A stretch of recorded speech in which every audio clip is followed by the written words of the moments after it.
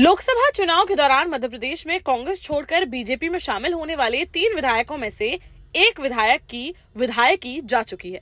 वहीं अन्य 2 विधायकों की विधानसभा सदस्यता पर भी खतरा मंडराने लगा है।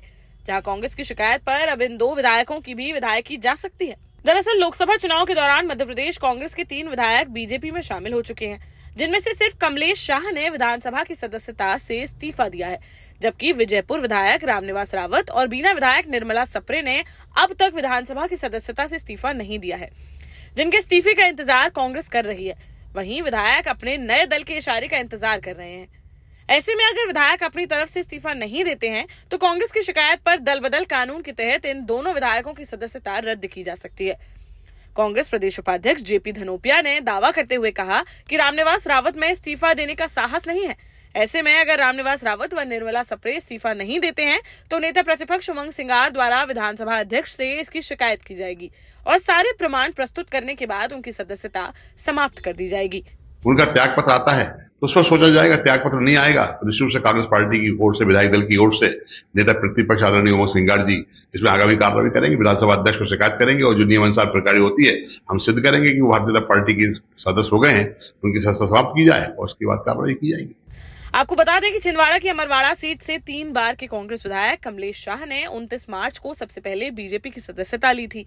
विधानसभा चुनाव के बाद दल बदल करने वाले कमलेश शाह पहले विधायक हैं।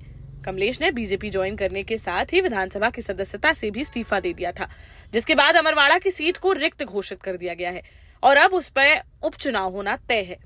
वहीं श्योपुर जिले की विजयपुर सीट से 6 बार के कांग्रेस विधायक रामनिवास रावत मुरैना से सत्यपाल सिंह उर्फ नीटू सिकरवार को टिकट मिलने के बाद से ही कांग्रेस से नाराज चल रहे थे।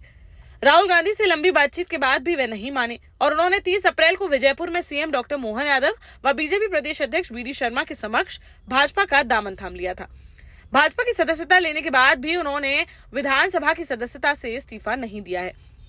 इधर बुंदेलखंड के सागर जिले की 8 विधानसभा सीटों में से 7 पर बीजेपी के उम्मीदवार 2023 में चुनाव जीते थे, जिनमें से सिर्फ एक सीट पर बीना से कांग्रेस प्रत्याशी निर्मला सप्रे विधायक चुनी गई थी।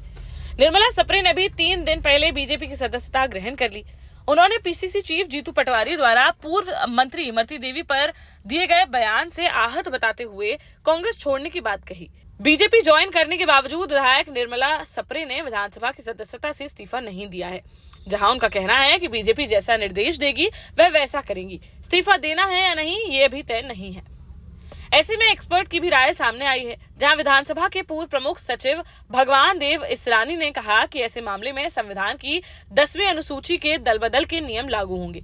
उसमें कांग्रेस के किसी विधायक को प्रमाणों सहित लिखित शिकायत करनी पड़ेगी, जिसकी जांच होने के बाद उनकी सदस्यता चली जाएगी। कांग्रेस पार्टी के किसी विधायक को या किसी को शिकायत करना पड़ेगी, मैं प्रमाणों के उनके बताना पड़ेगा कि भाई ये इस तरीके से उन्होंने दल बदल किया है, छोड़ा है उन्होंने पार्टी को और इस तरीके से दल बदल के जो कानून का उन्होंने उल्लंघन किया है, तो उनकी शिकायत होगी, उसकी जांच होगी और उसके हिसाब से उनको सदस्यता जाएगी। ये है। फिलहाल कांग्रेस छोड़कर बीजेपी में जाने के बाद भी विधायकी से इस्तीफा न देने वाले इन 2 विधायकों की सदस्यता भी जाना तय माना जा रहा है, जिसके बाद इन तीनों सीटों पर जल्द ही उपचुनाव कराए जाएंगे। देश का जाना माना सैनफिन ग्रुप आपके लिए फिर लाया है झांसी में वास्तु के हिसाब से फ्लोर प्लान सहित एक शानदार टाउनशिप, जिसमें सुरक्षा की दृष्टि से सीसीटीवी, एक ही ग्रैंड गेट से एंट्री और एग्जिट, चौड़ी सड़कें, parking, car wash area, senior citizen and international fountain parks, swimming pool, gym, badminton, tennis आदि courts, school, hospital, shopping mart आदि कई सुविधाएं। इसीलिए तो हम झांसी में लोगों की पहली पसंद। 12 साल पहले अपने स्टार्टअप के साथ ही योग्य नेतृत्व, अनुभवी टीम और सक्षम सेंट्रलाइज और उत्तरदायी प्रबंधन के बल पर सबको घर गुणवत्ता के साथ समय पर घर की योजना के तहत सैनफिन समूह ने बहुत ही कम समय में 1500 से ज्यादा यूनिट्स को दिया है कब्जा। समय पर डिलीवरी से हमारे ग्राहकों में बढ़ा है विश्वास और मिली है संतुष्टि। सैनफिन समूह ने बहुत कम समय में सैनफिन Ashok city, green homes residency, green homes city, सैनफिन Ashok valley, Delhi public school, सैनफिन शाखा, केन सैनफिन अस्पताल सहित कई अन्य परियोजनाओं के साथ नई झांसी के निर्माण में स्थापित किया है एक बड़ा मुकाम। तो आप भी आज ही आइए अपने परिवार के साथ और कीजिए अपने सपने साकार।